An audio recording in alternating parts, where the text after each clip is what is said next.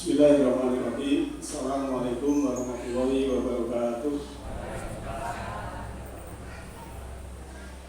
Alhamdulillah alladzi anzala 'alaikal kitaba bil haqqi musaddiqan lima baina yadayhi wa anzala at-taurata wal injil min qablu hudan lin-nasi wa anzala al-furqan. Asyhadu an la ilaha illallah wahdahu la syarika lah wa asyhadu anna Muhammadan abduhu wa rasuluhu la nabiyya ba'dah. Allahumma sholli ala Muhammadin wa ala alihi wa sahbihi ajma'in. Amma ba'd. Subhanaka la ilma lana illa ma 'allamtana innaka antal alimul hakim. Rabbi shrah li sadri wa yassir li amri wa hlul min lisani yafqahu qawli. Kaum muslimin wa muslimat rahimakumullah. Bapak Ibu yang saya hormati, jamaah Majelis Taklim Masjid Al-Ikhlas yang insyaallah dirahmati Allah Ta'ala. Marilah kita senantiasa panjatkan syukur kepada Allah Ta'ala, di mana pada saat ini kita masih mendapatkan kesehatan, kesempatan, kedamaian, dan kelimpahan yang banyak, terutama adalah kita masih bisa bernafas sehingga kita bisa beraktivitas untuk ibadah Allah maupun dari makhluk. Yang semua itu kita mencari ridha Allah, kita mencari bimbingan dari Allah, karena Allah satu-satunya yang kita sembah, yang kita hati. Semoga kita semua dalam lindungan. Bapak yang saya hormati, untuk saat ini topik atau tema kita yang mungkin sudah saya sampaikan di WA di status, yaitu tentang masyarakat yang sosio-religius. Kenapa ini saya angkat? Karena di era digital saat ini, apapun yang terjadi di mana saja kita bisa mengerti dengan berita-berita, dan itulah bahwa Allah membukakan ilmu itu disesuaikan dengan kecerdasan dan peradaban manusia. Jadi mau tidak mau kita harus mengikuti digitalisasi. Jadi kalau penjenengan dalam satu komunitas, kemudian penjenengan itu gaptek, tidak bisa mengikuti di komunitas atau di grup dalam WA, mungkin sudah ada pengumuman, sudah 2 hari, karena tidak membuka, tidak tahu. Nah, inilah kuncinya komunitas yang berhubungan dengan teknologi, termasuk kajian dan termasuk yaitu ceramah dan kajian yang lain. Itu antara emas dan sampah jadi satu. Kalau tidak bisa membedakan, wah ini anggur bahasa Arab, jangan benar. Ini yang salah. Kita maka Al-Quran sudah memberikan wanti-wanti. Apakah kamu tidak mentadabbur Al-Quran? Kalau bukan dari sisi Allah, pasti ada persisian yang banyak. Jadi memang tolak ukurnya kebenaran itu adalah kita tinjau dari Al-Quran selaku petunjuk. Nah, kalau itu saya hormati, kalau kita bicara tentang masyarakat yang sosio-religius, dulu itu kan masyarakat sosio-religius, maksudnya masyarakat itu bermasyarakat, bersosial, dan spiritual. Contoh misalnya kalau pendidikan dapat undangan tirakatan. Dulu leluhur kita kalau tirakatan itu malamnya zikir, berdoa, ya. Kemudian siangnya itu siang puasa. Tapi bahasanya sama, tirakatan. Masyarakat yang saat ini generasi Z, milenial, benar tirakatan. Bengi dan hutan awan itu. Betul-betul. Kalau yang dulu, gitu, bengi doa, zikir, ya, awane poso. Podo-podo tirakatan saiki begini joget-joget awane turu.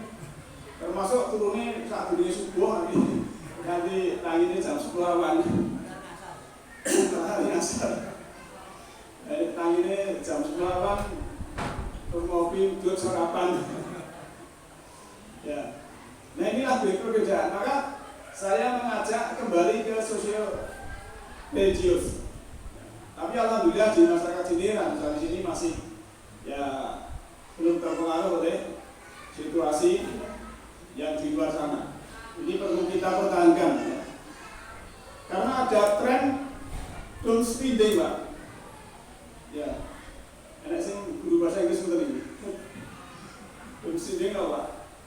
Wah, kasih karena bahasa Inggris ya. Ini maksudnya itu. Doom speeding itu masyarakat sekarang, generasi Z ini ada pengeluaran yang tidak terkendali. Kalau Mbak Dewi Bian, Mbak saya, itu kalau mau nabung itu pakai bumbung dari bambu itu, lemak kritik gitu.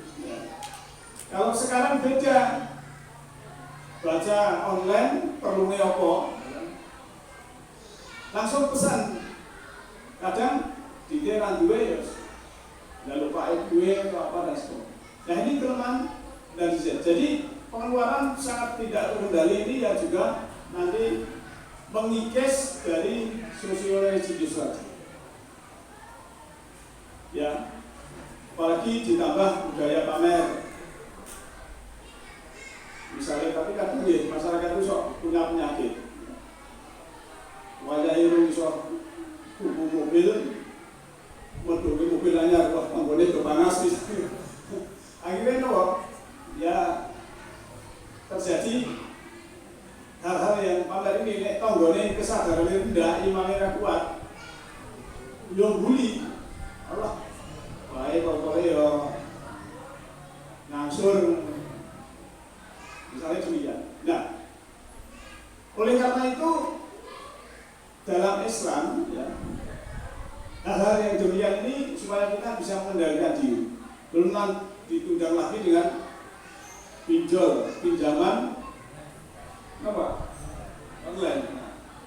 Nah, di sini itu utang itu antri, Pak. Kumpulan nopo jumangkon nopo kan, oke, data saya kali admin, mungkin datare kalau kita itu sangat itu. Saat ini bukan telah diujo. Cuma BKTP ya, pinjaman online luar biasa ditarik. Dan ini kan membahayakan. Padahal tentang hutang, ya dalam sejarah itu Nabi wanti-wanti. Nek iso nek kata dia hutang. Nanti yang sedo itu dihutang Nabi tidak mau mensolatkan. Ini kan juga suatu kehati-hatian. Nah maka masyarakat yang harusnya sosio-religius saat ini menjadi masyarakat yang konsumtif individualis. Jadi konsumtif itu wah sekarang ini masalahnya yang diiklankan itu sangat luar biasa. Ya, saat ini mantekan Mas Meli tidak keluar ulang lapor tempat JB dari WA, ya kan? Tapi sing adone iki sing angel banget. Ya, beras tempat JB, gas tempat JB, galon tempat JB, telur tempat JB, kan yang dagang kali dan lain-lain. Tapi nek sing tempat JB ini masalah barang yang orang konsumtif, utangan, ya. Misalnya kendaraannya masih bagus, dijualnya yang modern karena budaya pamer tadi, inilah yang memberatkan kita. Nah, maka di era digital ini, ya, manusia juga tidak bisa lepas dari jejak digital. Apa yang kita ucapkan, kita kerjakan, kita tulis itu semua ada. Walaupun mungkin kita hapus, itu jejaknya aja. Nah, kenapa ini harus kita ikuti tentang teknologi ini, digital ini, karena kita ketinggalan kalau tidak mengikuti. Tapi kuncinya kita gunakan yang terbaik. Karena Allah kan sudah beriman ya. Dalam surat Shot ayat 8788 ini ayat familiar yang sering saya sampaikan ya. Kedua ila dzikril alamin. Ya, jika sesungguhnya ya, dia dua Al-Quran itu adalah peringatan untuk seluruh alam. Wala ta'lamuna naba'ahu ba'dahin. Dan sungguh kamu akan mengetahui dengan sungguh-sungguh bahwa perkabaran kebenaran itu sebentar lagi atau saat lagi atau nanti. Jadi ilmu nawa itu dibuka terus dengan kecerdasan dan peradaban manusia. Ya, mungkin nanti di sini nanti ada taksi yang terbang. Suatu saat karena manusia sudah banyak, jalan-jalan macet dan lain sebagainya. Itu disini ya peradaban manusia ini ilmunya Allah dan manusia diberi ilmu itu. Nah sayangnya kadang kelemahan kita umat Islam ini ya, cuma menghafal ayat-ayat, tidak belajar teknologi. Tapi kalau orang-orang di Arab Saudi sana, generasinya malah belajarnya ke Amerika, ke Jerman, Eropa itu belajar teknologi. Supaya apa? Tidak ketinggalan. Karena untuk zaman sekarang yang namanya uranium, senjata nuklir itu sangat bahaya. Kalau terjadi perang yang menguasai teknologi nuklir, ini cuma nuklir saat ini bisa menghancurkan Pulau Jawa. Kalau dijaga, kan luar biasa. Maka kita kan orang-orang yang tahu tentang hal itu, ya. Kita masyarakat biasa tidak tahu, mungkin kapal perang dari luar sana itu sudah berada di sekitar Indonesia, kita tidak tahu. Yang tahu apa? Orang-orang yang sana. Masih ya mas? Ini disaring betul nih bu. Ini mas, aku enggak kalau tak pesen kopi pahit nih. Dan gula warung kopi ini. Ya. Nah, kita lanjut ya. Apalagi bahaya yang orang tentang narkoba. Tadi ada judi online, ya. Ada pinjaman online. Narkoba ini juga membahayakan untuk generasi Z, generasi milenial. Maka Bapak Ibu yang saya hormati, jadi ancaman lebih miskin, ya, ini akibat yaitu tadi tren yang saya sebutkan tentang fenomena suka belanja, konsumtif, lantas suka pamer, ada fasilitas pinjaman online dan lain sebagainya. Itu kalau dituruti kan akhirnya kan menderita. Dan hidupnya cuma kerja, guna surutan. Itu kan ya menderita. Nah oleh karena itu mari kita ya, yang kita sudah baik ini dipertahankan sosial kita, kemasyarakatan kita, saling membantu, saling menolong, saling menghargai satu dengan yang lain. Jangan sampai terjadi individualis, kesombongan. Kalau di kota besar ini mungkin tetangga dekat ngerasa rumahnya orang kenal. Tekoni sok, belum bener tos. Ini kurang utama ini baru. Inilah yang perlu kita pertahankan. Nah, Bapak Ibu yang saya hormati, karena masyarakat dulu sosial religius dan sekarang ini konsumtif, individualis, maka kita harus mempertahankan yang sosial dan yang bermasyarakat tentang berreligius ataupun beragama tadi. Misal, ya, dalam masyarakat itu kalau terjadi hal-hal yang pemborosan, maka kita juga dari diri sendiri itu jangan sampai menjadikan diri kita ini boros, karena boros itu adalah saudara setan. Dalam surat Al-Isra ayat 26-27, A'udzubillahi minasyaitonirrajim. Bismillahirrahmanirrahim.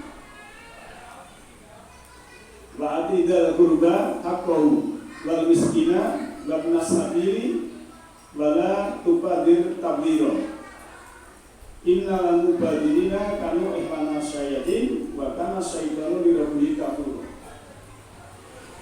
Jadi berikanlah kepada keluarga dekat itu haknya, kepada orang-orang miskin dan orang-orang dalam yang berjuang atau ibnu sabil, boleh dalam perjalanan.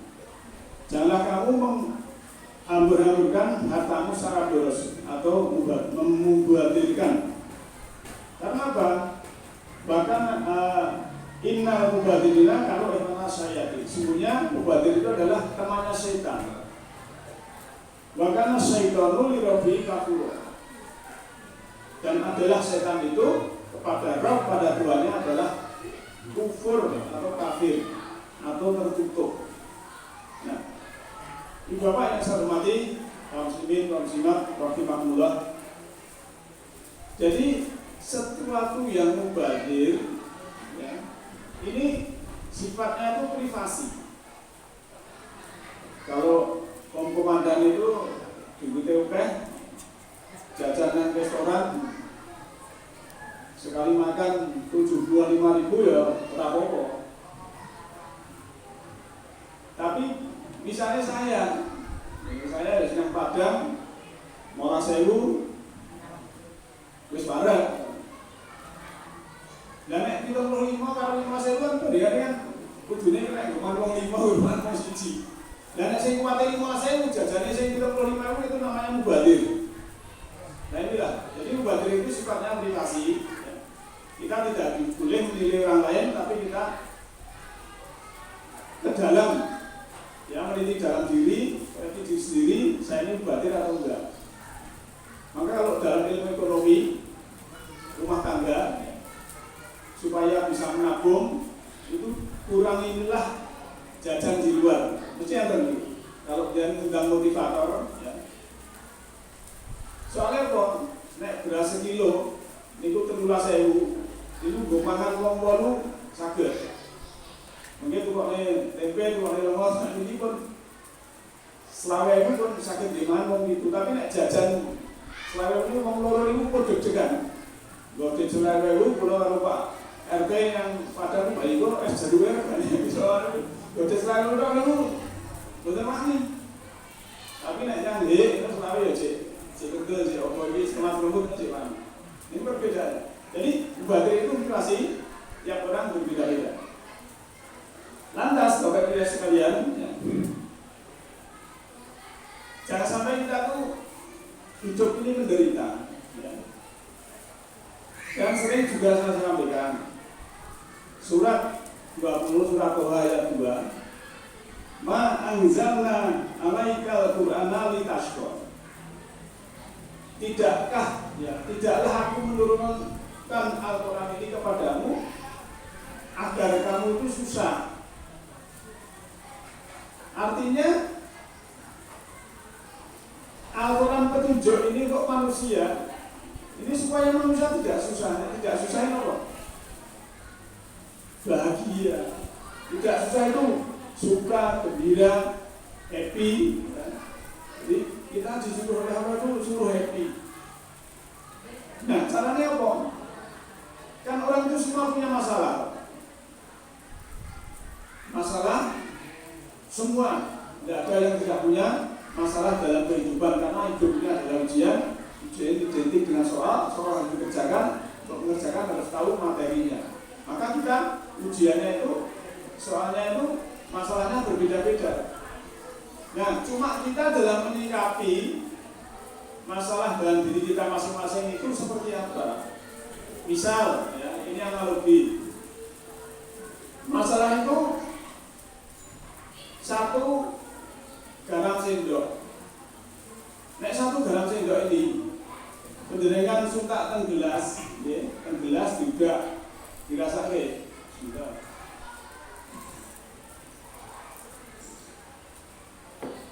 Wah ternyata asin. Karena apa? Satu garam sendok cuma satu cangkir. Berarti masalah ini tak gambarnya pikiran. Pikiran itu saat ini masalahnya gelas garam mesti asin. Nah, tapi kalau pikirannya dijembarke, jeding atau kolam 1 kali 2 meter lebarnya, dalamnya 1 meter. Garam yang 1 sendok tadi, garam masalah kita cemplung. Itu rasanya pun betul asing. Nah, pikirannya ternyata pikiran jiwa kan nggak asing. Apalagi 1 kolam renang dikasih 1 garam sendok, tidak asing. Nah, ternyata kuncinya kita hidupnya adalah meluaskan pikiran, meluaskan wawasan, meluaskan ilmu, meluaskan kesabaran, meluaskan kearifan, meluaskan kebijaksanaan. Kalau kita sudah seperti itu, berarti kita sudah berkesadaran tinggi. Hidup ini seperti tadi. Kami tidak menurunkan Al-Quran kepadamu adalah kamu menjadi susah. Kita menjadi happy, menjadi bahagia, menjadi senang, menjadi gembira, karena masalah pun bisa kita atasi dengan senang. Tidak ada kemelekatan, tidak ada sesuatu yang melekat di dalam diri kita yang kita senangi, dan tidak pula menendang yang tidak senangi. Semua kita terima dengan baik-baik saja. Nah, kembali ke sini Bapak Ibu sekalian, masyarakat yang sosialnya baik, beragamanya baik, strukturnya baik, religiusnya baik, itu memang dimulai dari ikhda' binafsi, dari diri personel masing-masing ya. Karena masalah di masyarakat itu sangat kompleks, sangat kompleks sekali. Saya sering ketemu seorang bapak atau ibu, Pak Rosid, anak medoi sing gede loro, S2 lho Pak Rosid, mbok mang goleke jodoh. Kemasane mulai maksud dan iya. Lah gue ponakku dhewe urung entuk. Nah, akhirnya saya itu bukan hanya 1 orang, ada beberapa teman itu punya anak wanita sarjana S1, S2, usianya sudah di atas 25 dan yang 30. Kok belum dapat jodoh? Saya kadang juga riset di masyarakat, ini fenomena apa? Ternyata setelah saya melihat-lihat ya, masyarakat sekarang dengan dulu itu berbeda. Kalau dulu punya anak perempuan itu usia di atas 17 ya, 20, itu bapak ibunya ya istilahnya usaha mendang rosin lamar. Cuma lamare wong biyen itu merugikan yang wanita. Misalnya bapak punya anak laki-laki, kalau dulu ya hebah ngantar tenggene si wanita, untuk itu pun disuguh mangan, hidangan, terus mulai bulan sedino ngabari, wah anak bulangan ora cocok. Padahal pas nonton ini orang gopo ya, wis disuguh mangan warung, terus sedino ini ngabari ora cocok. Biar itu tadi kan dirugikan, ya tak Bu? Oke. Dan saya cuma itu mulai gede. Biar itu nonton ini saya misalnya kebah nonton ini sampai apa senang, apa buah, atau saat ini biar itu ya wes tapi kalau nonton itu naik kurang pangan parek, saya pasti doain ngabari orang setuju, kan dirugikan wanitanya. Nah beda maka sekarang ya. Sekarang sudah kesetaraan gender sudah tidak seperti dulu ada gapnya, tapi sekarang sudah ada kemudahan. Mungkin bocah kenal dulu dan sebagainya. Tapi di masyarakat seperti tadi yang saya sebutkan, karena orang yang sudah mengeluhkan anaknya sudah ya sarjana, S2 dan sebagainya, sudah 30 tahun gaji sebelum ada yang melamar. Setelah saya riset itu ternyata podo-podo saya jomblo, yang laki-laki itu juga banyak ada, tapi perbedaannya yang wanita-wanita ini, gadis-gadis ini ya ada yang karir, ada yang sarjana, ada yang S1, S2, tapi yang jomblo-jomblo lanang-lanang ini udah SMA. dilamar saya mau yo gelem ngono masalah. Nek gelem jangan yo cukup. Nah, ini sangat fenomena di masyarakat sekarang ini. Termasuk ya, kalau dulu sosio religius, sekarang ada perubahan seperti itu. Nah, ini kan perlu ada paradigma baru, pemikiran yang baru, supaya apa? Supaya yang namanya pendidikan itu memang bagus, tapi jangan membangga-banggakan gelar dan titel. Itu nanti akan menyiksa diri sendiri. Nah, oleh karena itu Bapak Ibu sekalian, kalau terjadi hal yang demikian, tugas kita orang tua memang memberikan pengertian kepada anak-anak kita, ya.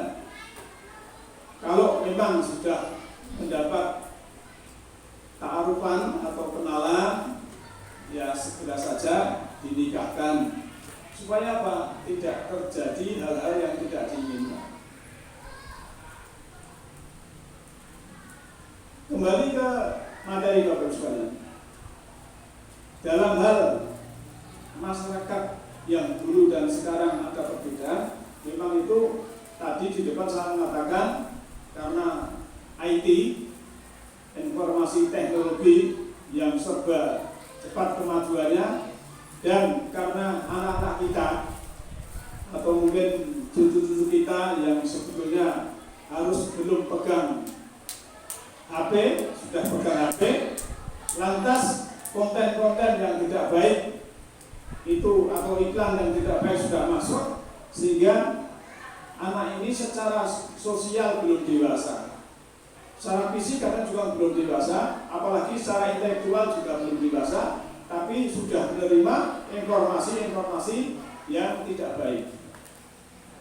Maka pengawasan untuk orang tua kepada anak-anak itu adalah nomor satu. Karena saat ini terjadi ya penyiksaan, bahkan ada penculikan dan lain sebagainya, yang semua itu kita antisipasi dari rumah tangga kita masing-masing. Maka jadilah masyarakat yang selalu ya mengedepankan kebaikan untuk generasinya.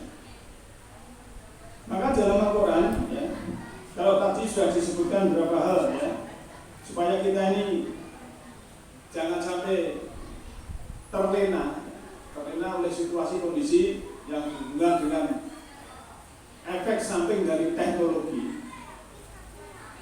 Maka ada solusinya, yaitu antara lain adalah dalam hal itu memberikan pendidikan tentang kesadaran kepada anak-anak kita. Jadi jangan hanya diberi kecerdasan intelektual, tapi juga diberi pendidikan tentang kesadaran. Misalnya kita latih untuk tertib di jalan. Kita mulai dari rumah sendiri. Kalau habis makan cuci piring sendiri, kamarnya dibersihin sendiri. Kalau bisa sudah wayahnya TK sampai ya setrika sendiri, jangan semuanya orang tuanya. Kalau perlu membantu orang tuanya, diberikan tentang akhlak-akhlak ataupun budi pekerti yang baik. Karena tegak rumah karena sendi, hilang sendi, runtuhlah tangga. Tegak bangsa karena budi, hilang budi, hancurlah bangsa. Jadi bangsa harus bangsa yang berbudi. Kita tidak usah melihat sana-sana, wah itu yang di sana di atas seperti itu, ya biasa saja. Karena kita berbuat baik itu kembali pada diri kita sendiri. Laha maka sabar, wa alaiha maka sabar. Apa yang dia kerjakan, maka dialah yang mendapatkan hasil dari kerjaan itu. Kalau bahasa kerennya adalah hukum tabur tuul. Kita yang tabur, kita yang menurun. Maka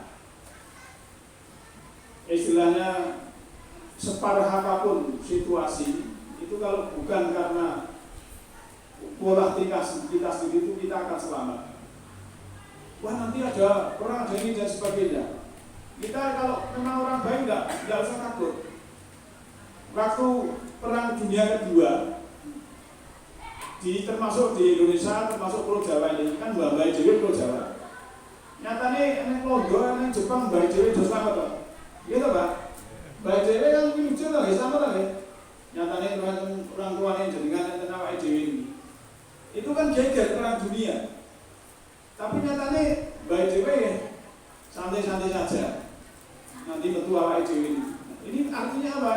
Bahwa kalau kita dalam selalu berbuat baik, apapun situasinya, separah apapun bencana, situasi apapun yang sangat tidak baik, kita tidak akan tersentuh. Kita harus berdoa itu bahwa lahan maka sabar, wa alaihi maka sabar. Kita berbuat baik, tidak mungkin kebaikan ke orang lain, kembali kepada diri kita sendiri.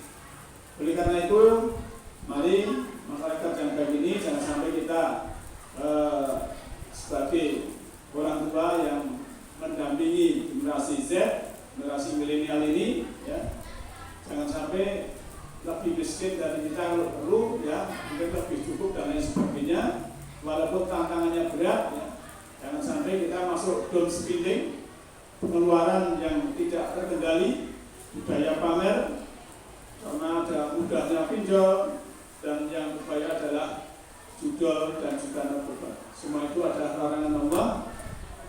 Judi online akan menderitakan, menyengsarakan orang, apalagi narkoba, lebih parah lagi juga akan sengsara jiwa dan raganya, juga ekonominya.